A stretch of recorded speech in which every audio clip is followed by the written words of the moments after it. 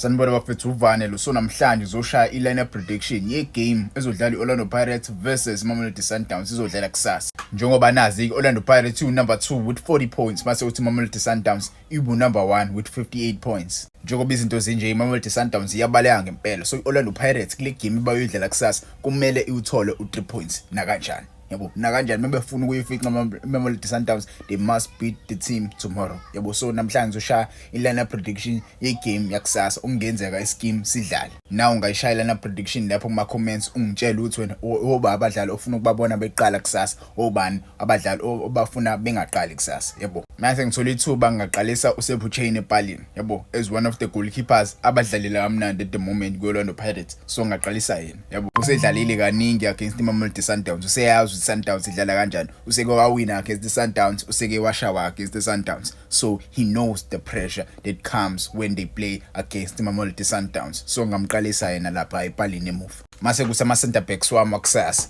left center back yami ngaqalisa uMbokasi, mase kuthi right center back yami ngaqalisa uSibisi. Yabo I know a lot of people are saying we must start uXoki kusasa against the Mamelodi Sundowns because they know what the Sundowns i-team enkulu. But they know the Sundowns is team enkulu and they need the more experienced players like aboXoki kanje, aboThapelo Xoki.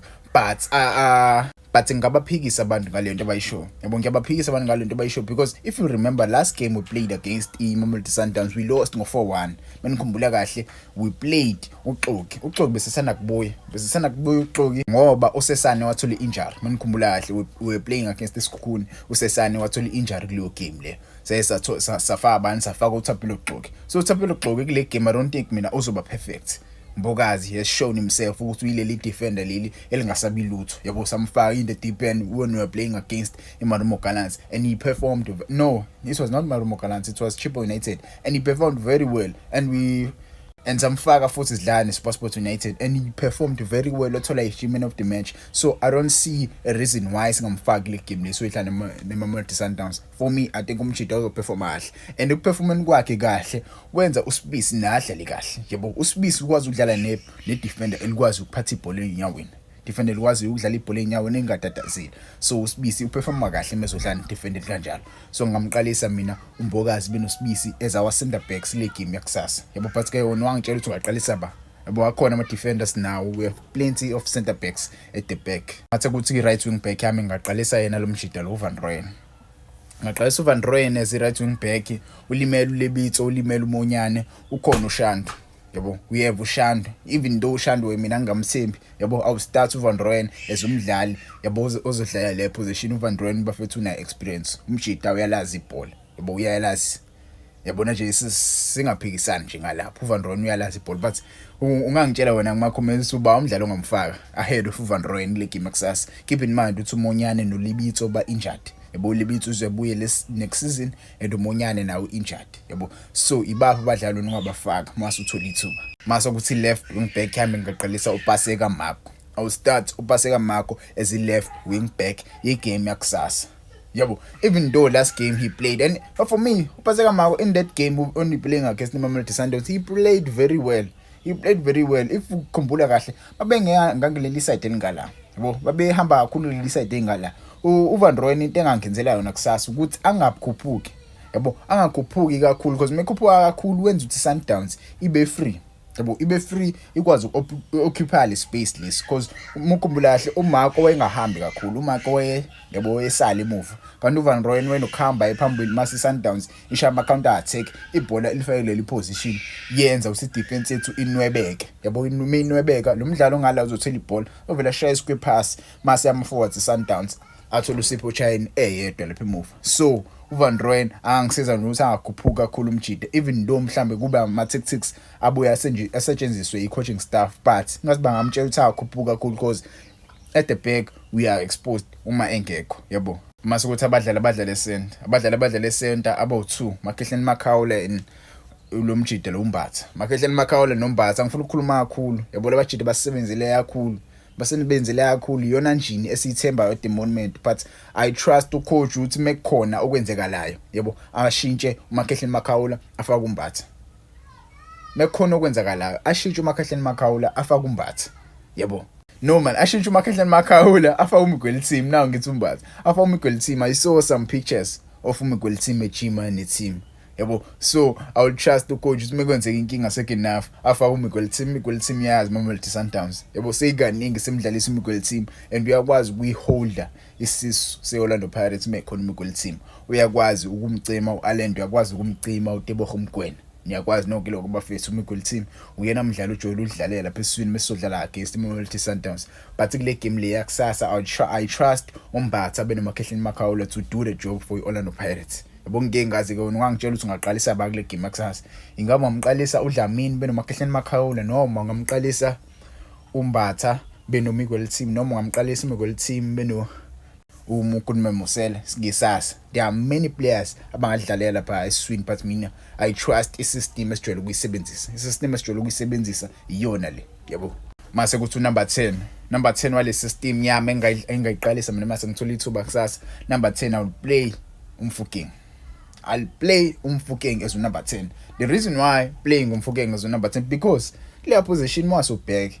uMfukeng many teams know ukuthi Orlando Pirates operate kanjani manje.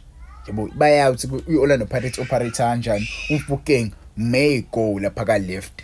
So bazozama ukuthola abadlali abaningi abazomvala khona uMfukeng lapha ka left angaphefumuli. So uMfukeng mezoba la eswini othola freedom eningi because i-gameplay yeSundowns I know gameplay yeSundowns kuzo-occupy yabo kuzofaka abadlali abaningi bazovala ama-wing yabo because Orlando Pirates isebenza ngani isebenza ngama-side isebenza ama-side phela Orlando Pirates so thina kumele sideploy more players abazodlala eswini yabo medlala uVan Rooyen angahambi kakhulu ngeside engathi angangena eswini asize eswini ukuthi kudlalwe kanjani asize eswini yabo angena eswini uVan Rooyen akhuphuka kakhulu so I'll put uMfukeng as number 10 kule game access because umjidi creative sambona dlala against the Super Sports wadlalela amnandi as number 10 yabo I didn't trust him playing as number 10 but in that game he played very well yabo I'll put him as number 10 lapha kwi position yakhe I would put uDeon Hotto.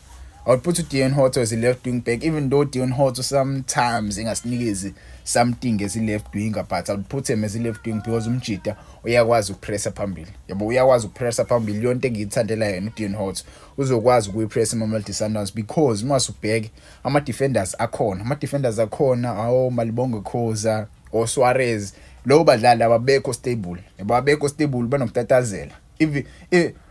Lo mjita lo uSuarez imanimazi kuSuarez bafethe indlela adlala khona mina I know Orlando Pirates izozama ungena ngoSuarez. I know Orlando Pirates izozama ungena ngoMalibongo Khoza mekhona kule game. Yabo. So ibona abadlali mina engibona khona ukuthi songena ngabo. So ingakho ngifaka abadlali abapressayo phambili. So I would put lo mjita lo uDeon Hotto as left wing. Yabo. Wangitshela wena ungadlalisa ba left wing but mina I would post uDeon Hotto. Yabo. I'm planning ukuthi uDeon Hotto uzodlala kule game lesi left wing. Yabo I'm sure they don't know ukuthi uDeon Hotto uzodlala as left wing. So I would put him as a left wing le game yakusasa. Yabo. Mase kuthi right wing yami. Even though uTito Maswanga engajwayele ukudlala kule position. Yabo uzodrifta ashintshisana benomfukeng. Umfukeng methola ithuba ayi-wide azama ukushaya ama-cross phakathi. I would put uTito Maswanga as i-right wing yakusasa. I would put uTito Maswanga as i-right wing yakusasa bafethu hayi kabi.